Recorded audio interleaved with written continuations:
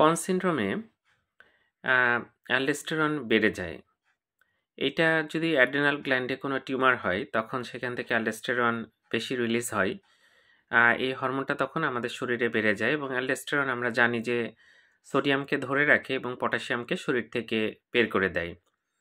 এজন্য কন সিনড্রোমে হাইপোক্যালেমিয়া হয়, পটাশিয়াম আমাদের শরীরে কমে যায়। এর ফলে কিন্তু বিভিন্ন সিম্পটম দেখা যায়। পটাশিয়াম অনেক কাজ করে আমাদের শরীরে। তো যাই হোক, পটাশিয়াম যদি কমে যায়, সেক্ষেত্রে যেটা হয় যে উইকনেস বা দুর্বলতা হয়। আমাদের মাংসপেশির মধ্যে ক্র্যাম্প হতে পারে। এটা একটা দেখি আমরা। এছাড়া টিটানি হতে পারে। আমরা সেটাও পাই। এই সমস্যাগুলো কিন্তু দেখা যায়। উইকনেস হয়, টিটানি হয়, মাসল ক্র্যাম্প হয়।